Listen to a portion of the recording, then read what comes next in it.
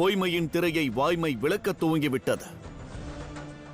தேவி மீனாட்சிக்கு அனைத்தும் நினைவிற்கு வருகின்றன. தான் யார் என்பதை அவர்கள் உணர்கிறார்கள்.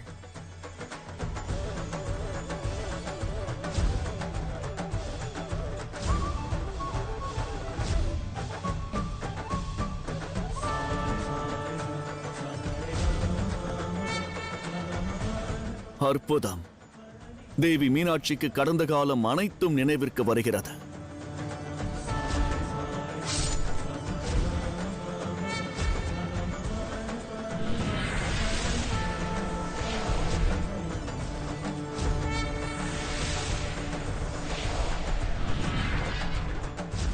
நீ பெற்ற இந்த மகள் இக்கணம் முதல் இன்று முதல் எனது மகளாக வளர்வாள்.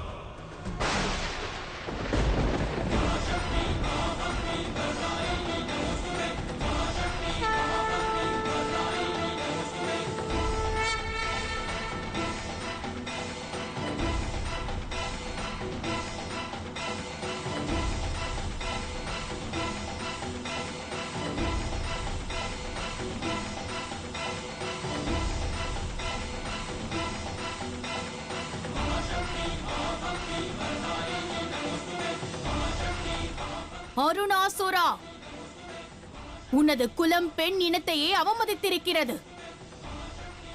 மகளாக இருந்த என்னையும் என்னை பெற்ற பெற்றோர்களையும் பிரித்திருக்கிறது.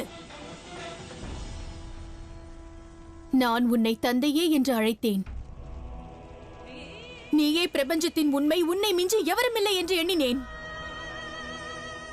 ஆனால் நீயோ அன்பால் என்னை ஏற்கவில்லை. தந்திரமாக சூழ்ச்சி செய்து என்னை மகளாக நீ பெற்றிருக்கிறாய்.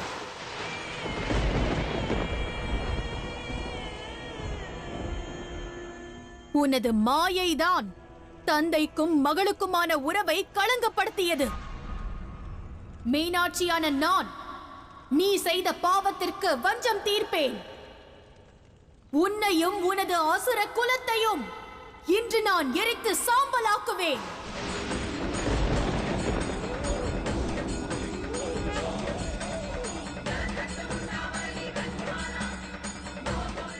எந்த அசுர குலம் உன்னுடன் இணைந்திருக்கிறதோ, அசுர மாதாவுடன் இணைந்திருக்கிறதோ, சுக்ராச்சாரியாருடன் இணைந்திருக்கிறதோ, அந்த அசுர குலத்தை பஸ்மமாக்குவேன்.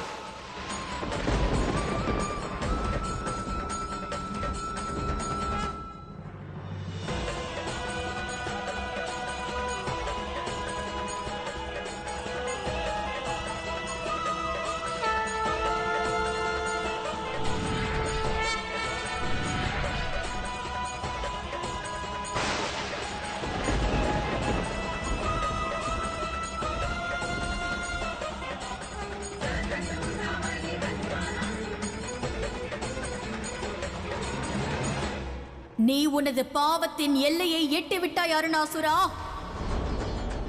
இன்று நான் உனது அசுர குலத்தையே நாசம் செய்ய போகிறேன். இந்த நிகழ்வை ஆண்ட சராசரமும் நினைவில் கொள்ளும். எந்த குலத்தில் ஒரு பெண்ணிற்கு மரியாதை கிட்டவில்லையோ அக்குலத்தின் முடிவு மிக கொடியதாகத்தான் இருக்கும்.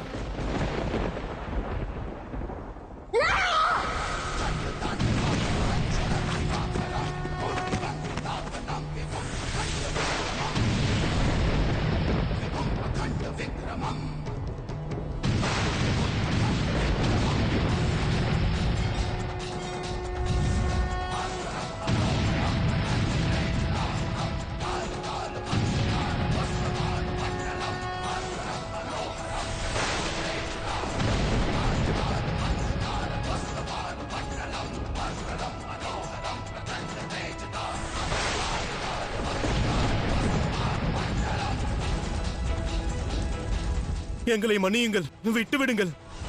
இந்த பேரழிவை ஏற்படுத்தாதீர்கள். பேரழிவு ஏற்படும். அனைவரும் அழிவீர்கள்.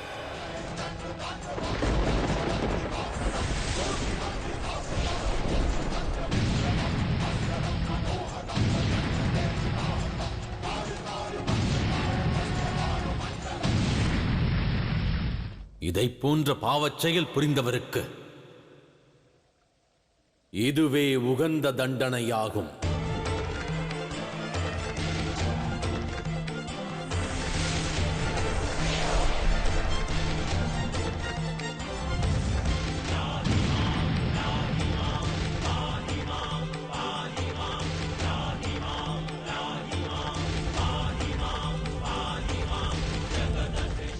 எங்களை மன்னியுங்கள், எங்களை விட்டுவிடுங்கள் தேவி.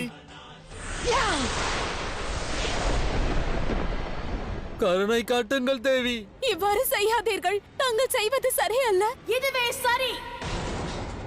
இதை போன்ற பாவம் புரிந்தவருக்கு இதுவே உகந்த தண்டனை. அசுர மாதா, அசுர குரு, இது நாள் வரை தங்கள் குலத்தோர் இப்பிரபஞ்சத்திற்கு மகிஷாசுரனிலிருந்து அருணாசுரன் வரை பல கொடியவர்களை அளித்துள்ளது. ஆனால் இப்பொழுது நான் உங்கள் குலத்திற்கு முடிவு கட்டப் போகிறேன்.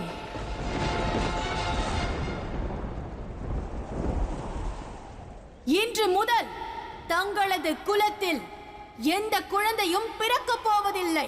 எந்த குழந்தையும் பிறக்கப் போவதில்லை. எந்த குழந்தையும் பிறக்கப் போவதில்லை.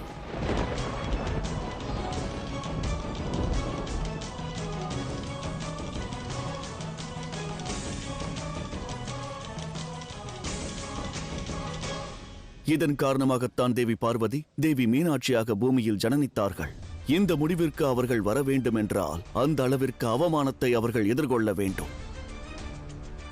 அந்த அவமானத்திற்கு பிறகுதான் அசுர குலத்தின் அழிவிற்கு அவர்கள் காரணமாக முடியும். காரண காரியமின்றி இயற்கை எந்த முடிவும் எடுப்பதில்லை. உகந்த தருணம் வரும்பொழுது பேரழிவைக் கொண்டு தன்னையை சுத்திகரித்துக் கொள்கிறது.